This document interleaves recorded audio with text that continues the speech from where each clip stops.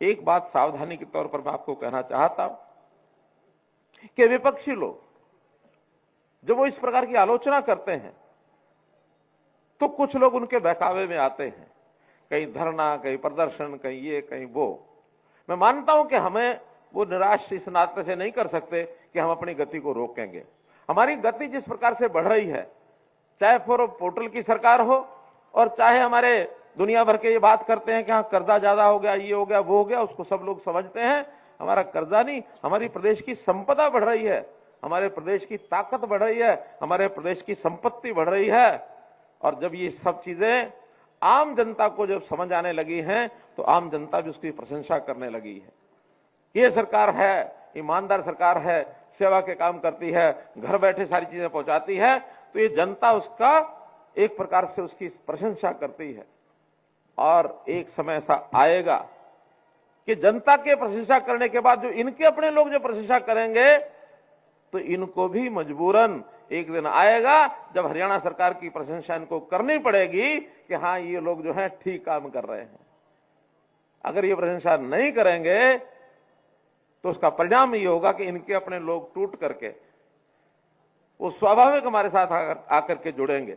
इनको अगर अपनी जनता बचा के रखनी अपने साथ तो जनता की बात माननी पड़ेगी। और जनता का जो एक भाव है इसमें मन में कि ये सरकार हर प्रकार से हमारे सुख के लिए, हमारे अच्छे कामों के लिए, हमारी सुविधाओं को लाने के लिए, हमारे स्वास्थ्य के लिए, हमारी शिक्षा के लिए, स्वास्थ्य की चिंता भी हमने की है।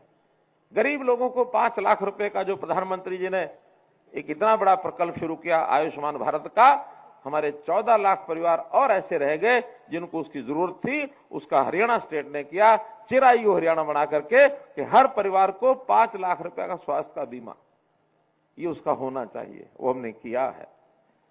हमारा 500 करोड़ रुपए उसमें खर्च फालतू हुआ है, लेकिन आज कोई गरीब परिवार जिसके घर में मानो उसके इलाज के लिए परिवार का सदस्य उसका कोई इलाज कराना है, पैसा नहीं है, तो किसी भी सरकारी अस्पताल अथवा प्राइवेट 650 अस्पताल प्राइवेट भी हैं जिनकी एम्पैनलमेंट हुई है, उन 650 अस्पताल में कहीं जाके इलाज कराए उसका 5 लाख रुपए तक का पैसा ये सरकार देगी।